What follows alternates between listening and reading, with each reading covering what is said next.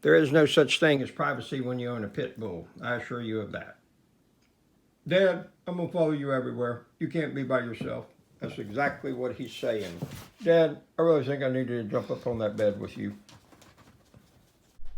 Hey, good morning, everybody. Hope you're having a very wonderful day. It is Thursday. I'm making a list right now. It's about 5 a.m. of what we're going to accomplish today.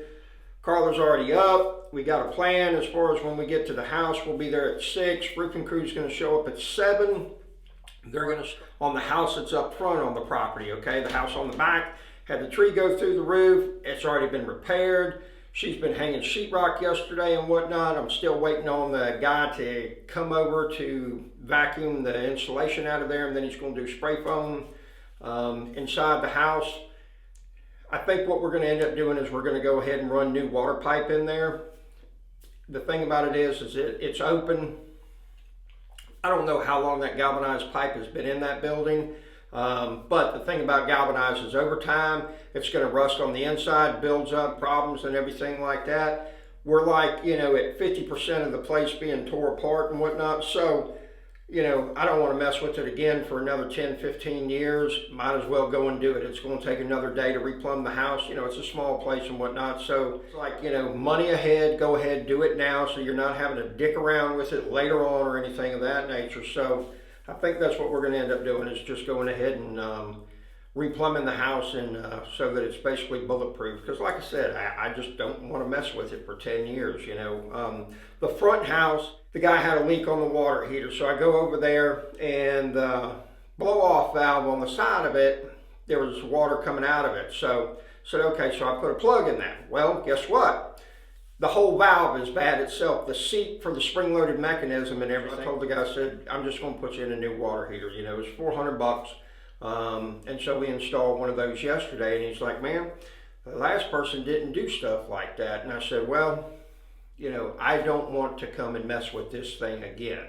And it's not like it cost $20,000. It cost $400, and I'm done with it, And I figure, when you put a roof on a house, in my area, they last about 15 years. And so it works out to the average roof is going to cost you about $75 a month. And whenever I get paid rent, I take that $75 and I put it to the side, okay?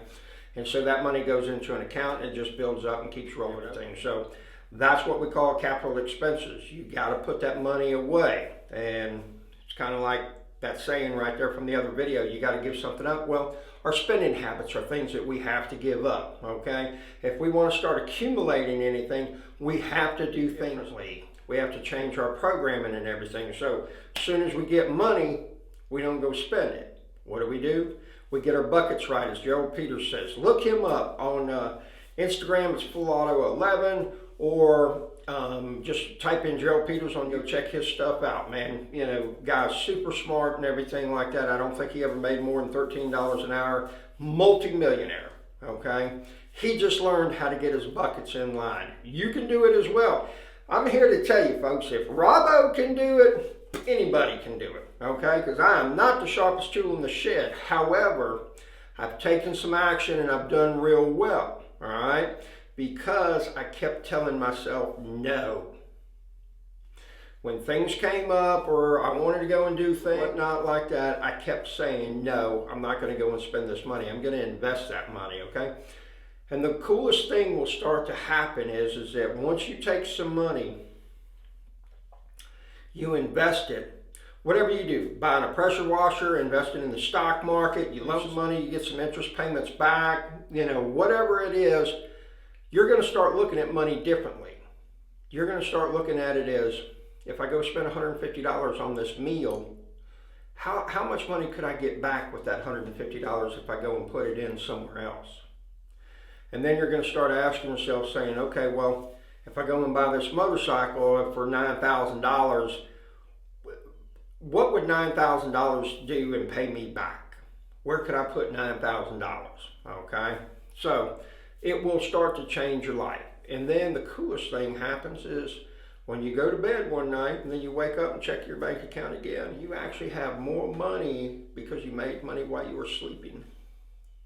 Oh yeah, it does happen. I assure you of that. So That's it for today. I need you to hold me accountable on something. I'm in the process of trying to teach myself how to cut roof rafters. That's one thing that I really want to learn how to do. It's a dying art form because trusses come these days pre-made. All right.